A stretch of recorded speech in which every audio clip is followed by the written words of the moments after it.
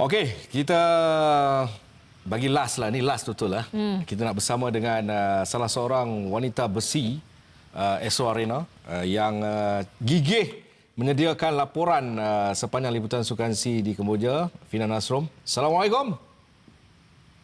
Waalaikumsalam. Sihat semua? Sihat. Ujung-ujung ni nampak slow suara. Okey, Fina. Mungkin ramai yang kecewa kerana ya of course kita tak capai sasaran.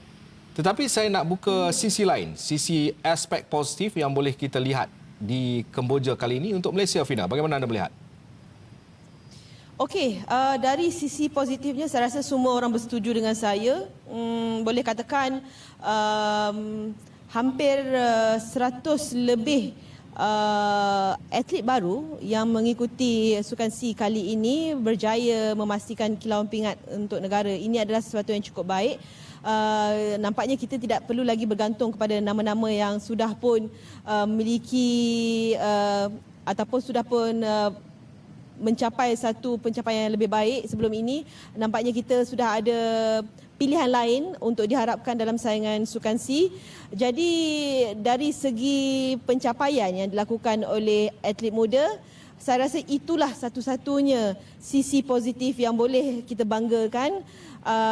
Walaupun tidak ramai yang menghasilkan pingat emas, tetapi itu adalah amaran yang cukup jelas lah. Kita akan lebih bersedia, kita akan memiliki barisan atlet yang lebih fresh menjelang saingan Sukan C bagi tempoh 2 tahun akan datang, dan seterusnya Malaysia sebagai tuan rumah. Okay, hopefully kita boleh come back by then. Fina, dalam laporan tadi, Jeffrey Ngadirin ada mempertahankan sasaran 40 pingat emas yang diletakkan. Beliau mengatakan ianya adalah realistik. Pandangan Fina, adakah Fina bersetuju ataupun sepatutnya kita tidak beri terlalu banyak tekanan, especially terhadap atlet-atlet muda yang kita hantar ke sana, Fina? Okey Dayang, kalau realistik kenapa tidak capai sasaran 40 pingat emas tu? Tapi mungkin ada alasan tersendiri yang akan dibentangkan nanti. Tetapi mungkin juga saya melihat beberapa percaturan daripada pasukan tuan rumah banyak menyekat kemarahan atlet negara, terutama sekali dalam saingan basketball, dalam saingan kriket yang sememangnya didominasi oleh pasukan tuan rumah. Apakah taktik yang diguna pakai? Sudah pastinya penggunaan pemain naturalisasi yang menjadi penghalang utama kepada pasukan kriket negara capai sasaran 3 pingat emas dalam saingan Sukan C kali ini. Jadi itulah mungkin alasan yang akan diguna pakai nanti.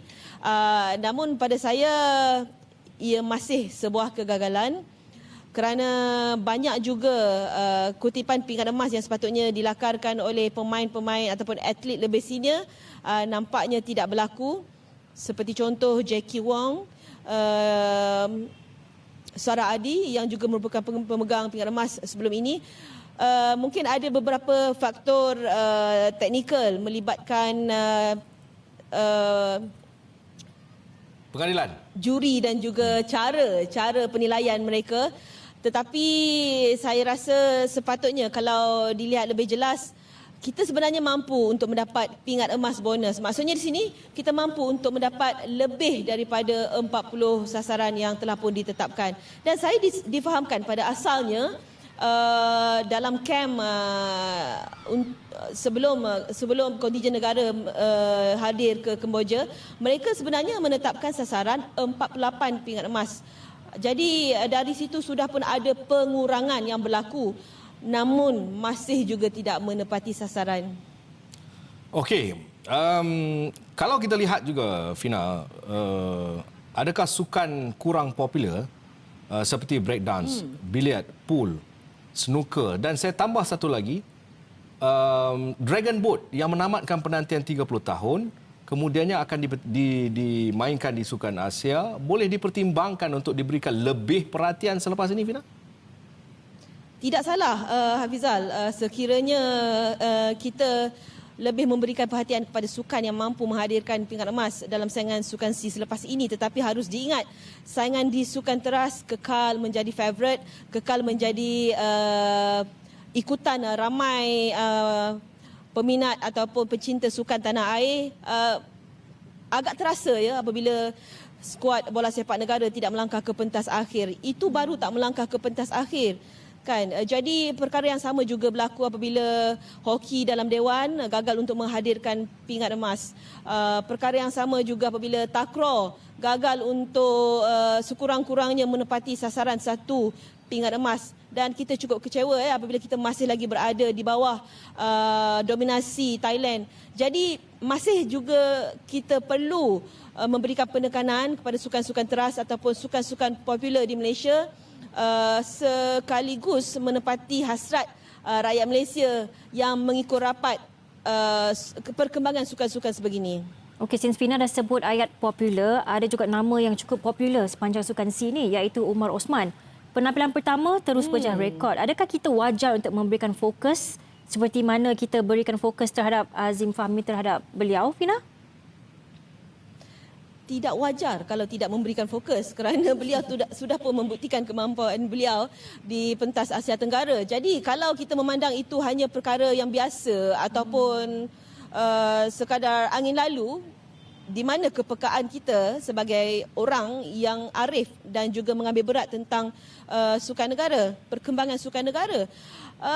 Apatah lagi apa yang dilakukan oleh Umar adalah sesuatu yang amat membanggakan, memecah rekod kebangsaan, memastikan emas untuk negara walaupun menerusi penampilan kali pertama. Itu sudah cukup untuk membuktikan mana-mana pihak seperti KOM, MSN memberikan tekanan ataupun memberikan fokus yang lebih kepada lari 400 meter ni, kerana cukup jelas sudah ada satu benchmark di situ. Umar sudah pun meletakkan satu petanda yang 400 meter juga mampu memberikan ataupun menghadirkan pingat emas dalam saingan sukan C selepas ini.